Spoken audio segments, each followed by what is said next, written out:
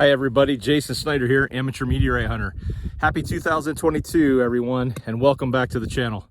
Well, it's been a little bit of a break for me. Give you a little bit of an update.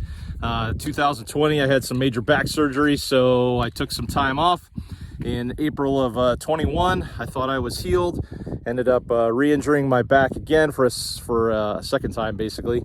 And I had to take some more rest and recuperation time, but it's 2022. It is January. It is a beautiful day, and I'm out here meteorite hunting. One of my favorite spots, Stewart Valley dry lake bed. This is one of the easiest places to hunt. It's flat, easy walking. I can kind of start to get my bearings again about meteorite hunting. For those that have subscribed to the channel, thank you. Thanks for sticking with me. For those that are new to meteorite hunting and or wanting to find meteorites, how-tos, tips and tricks maybe, you'll find some of those here. Again, Stewart Valley, just outside of Pahrump, Nevada. Great place to come out and hunt. Let's go on an adventure, find some meteorites. So I am still out here walking to an area, and you might be thinking, okay, Jason, how or where do you pick to go on a dry lake bed? And that's a great question.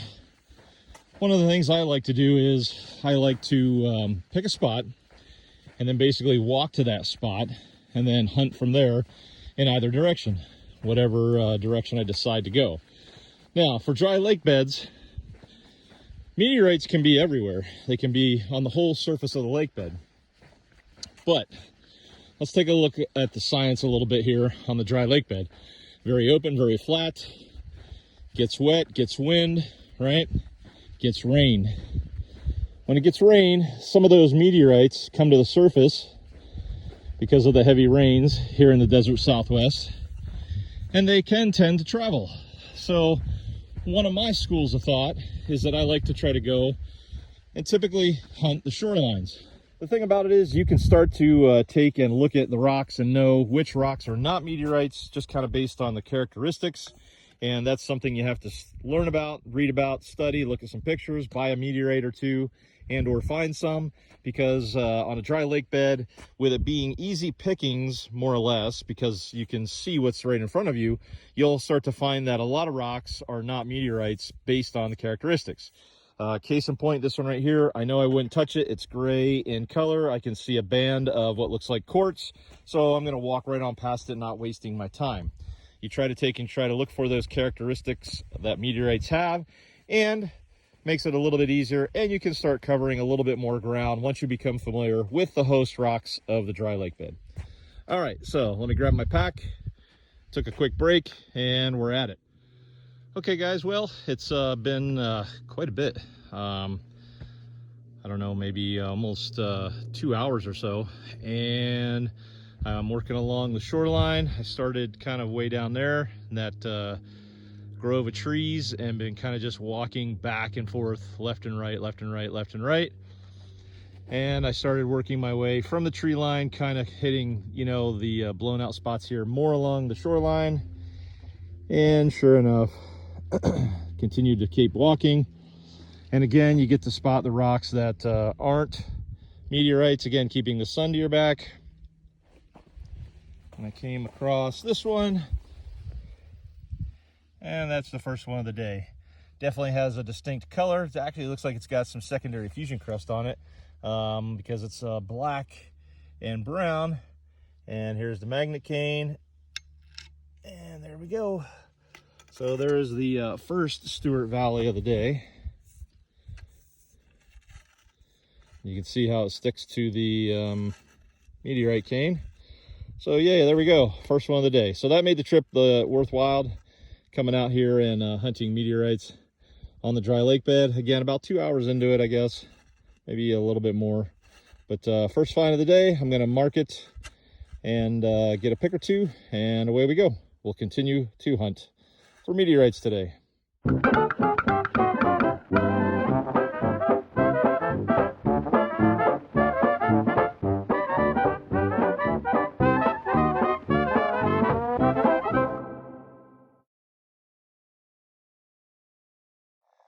And here's kind of what it looks like.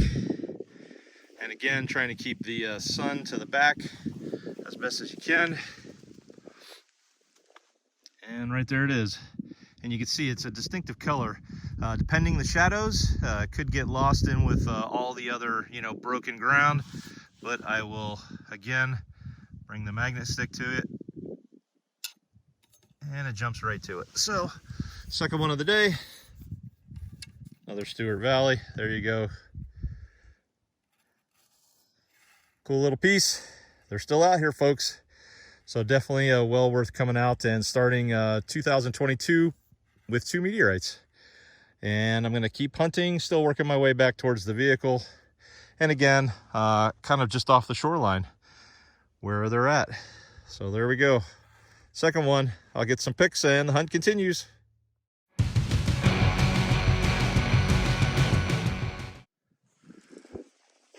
All right, not too far from the last one, a little bit of ways maybe. And just checking, you know, these patches right here. Lo and behold, another little guy right there. So there's another Stewart Valley. It has that distinctive brown color, but again, it's kind of hard to see because of the shadowing. Jumps to the stick. There we go. Third one of the day. Kind of hard to see.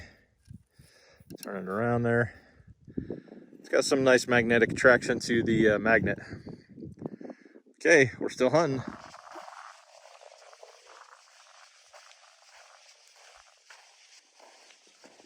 There's really no right or wrong way to meteorite hunt on the dry lake bed, to be honest with you. I just kind of do a little zigzag fashion, walking back and forth, trying to look more, a little bit more in the distance than, you know, right up close. And you're just looking for that kind of odd brown color rock, more or less. The hard part is, you know, just taking and trying to keep your eyes accustomed to what you're seeing. And sometimes your eyes can get a little bit, they can get, you know, it becomes a little bit hard to see because if you're wearing sunglasses, that makes it a little more difficult sometimes. If you wear regular glasses, that could make it difficult as well. And then squinting, you know, I forgot a hat today. I started out with a beanie, but obviously it warmed up pretty nice. And I didn't bring just a regular hat. And the bill of the hat works to, you know, kind of shade your eyes quite a bit, and that helps dramatically. So, note to self, next time, don't forget a hat.